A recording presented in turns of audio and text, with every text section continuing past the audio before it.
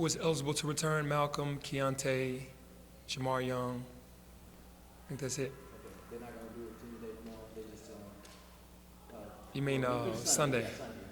I have to find out. Okay, I'm not saying they're not. okay, but those three are, they. They're eligible if they wanted to come back. Yep. I think Malcolm's walking. I don't know about Keontae and maybe Jamar might walk. Penny, a year ago, when Alo did his senior day, not knowing if he was gonna come back, and then all that work up until, to come back. And now that he's back, but I'll take you back to when he got hurt. How hard was it for you as a guy who's known him his entire life to see him make that decision to come back and then have it be derailed by an injury that might have cost him the whole season, even though now we're thankfully back? Was there a time when you were like, man, this guy can't catch a break? And Absolutely. He deserves better. Absolutely, because he plays so hard, he's subject to those type of injuries, but I just hate when it happened because I was hoping it didn't take him out because you got to remember the year that we went to the NIT and won it, he didn't play the rest of that season. So he missed out on that championship. So, for him making the decision to come back, like you said last year, pouring that all into my decision is to go and try to play and hurt his ankle was still hurt, had ankle surgery, and then to come back and have the groin. I was just praying, like, God, like, don't let it end like this. Just let him be able to come back and have an opportunity to play again. Coach, this is a classic sandwich game. You got so much going into the game. You got the emotion of Davis going back. You got Houston right behind SMU. How do you keep your guys focused on Thursday night? We've been able to do it all year long. We never look past anybody, and SMU is capable. Obviously, with all of the emotions with KD going back, the student section is going to be all over him. You don't know how he's going to respond. In every other game, he's been okay, but going back to where he's been, it will be a little different. So we're going to have to help him, but it won't be easy. So we're not going to overlook SMU. That game is the most important game because it's the next one. We won't be able to talk to you before Sunday. You know about it because you were there last year. They didn't come in as the number one team in the country, but they were the top team in the American, and that's a game that people still talk about today about how well y'all played.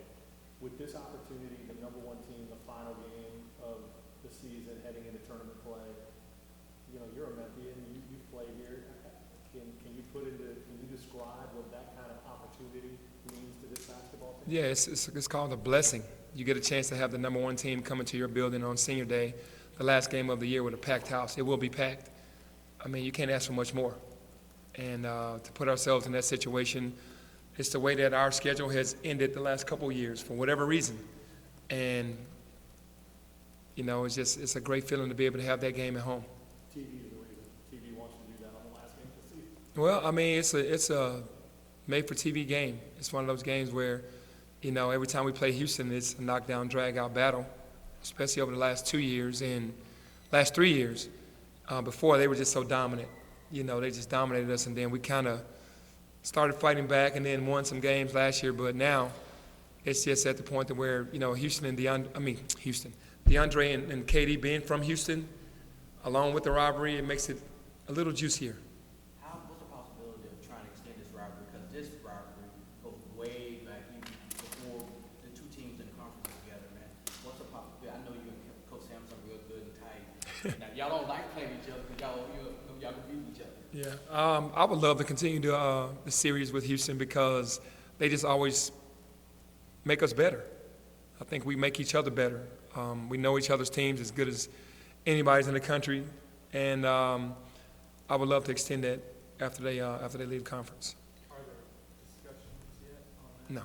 No discussions. I think we're both locked in on these last few games, and then in the off season we'll talk about it.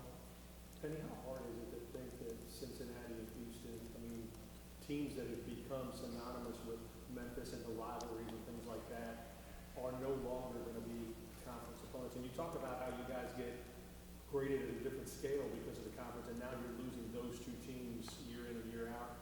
You're shaking your head. It's got to be disappointing to you that they're not conference opponents anymore. It is, but I trust the conference that we're going to be competitive and hopefully get some respect. But it's just the rest of the nation is going to lose that respect because they think that it's a 1.5 bid conference already, and you're losing Cincinnati and Houston. So what are they going to think about it now? And we get judged as hard as any conference in the country. But I'll say that I'm just going to trust and believe that, the teams that are in it are going to represent it in a high fashion. But it is going to be weird not having those guys in the conference. Penny, Katie said that y'all had talked briefly, and you were going to calm him down, or you said he was kind of getting a little bit riled up right before this. And how have you seen him already on 10 as far as his emotions? Yeah, for sure. You can just tell, not only being on 10, but the nerves. He's going to have nerves. I'm sure after jump ball and he gets going, he'll be okay. But leading up, driving to the game, going to the arena for shoot around, 2 times he'll go to the arena for a shoot around, tomorrow night and Thursday, and being on campus again, it's going to give him some emotions, but he's about business as well. But I'll be there to help him for sure, on the court and before we go to the game. What do you tell a guy like that to help him? Well, I had to go back to Orlando after I had been there for 6 years, and there's nothing that can prepare you for that. But, I've been in his shoes, and just to say, just take deep breaths. Know that it's going to be a little weird, and just try to get past it as fast as you can. Once the game starts, you'll be okay. What concerns you the most about SMU? I know of late they've been taking people down to the end, at the end of the game. They've been playing hard. What concerns you most about this team? That they're well coached and that they play very hard. They're not going to just lay down. It's going to be a big game for them. They're trying to get prepared for the AAC tournament. That's the only way they're going to be able to get into the NCAA tournament, and we're a tournament team. So, and one of the top teams in the conference, so they're going to play extremely hard.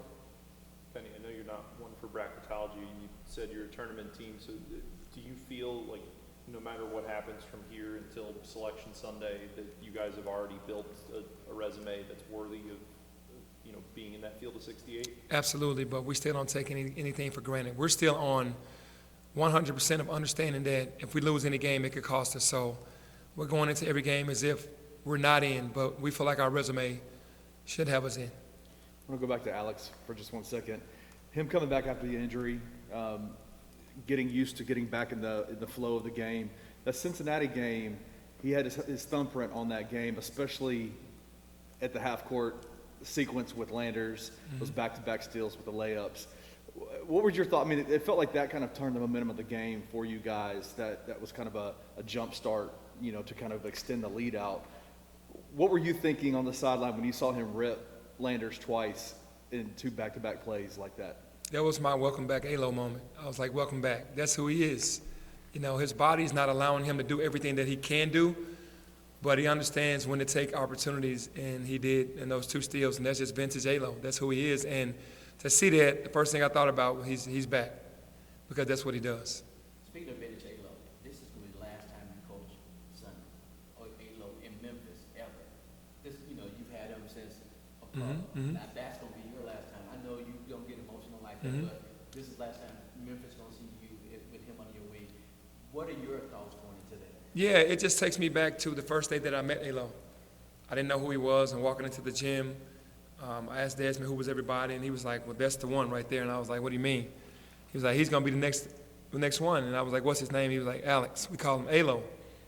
And met him. He was very shy. And I started to notice what Des saw, being in practice.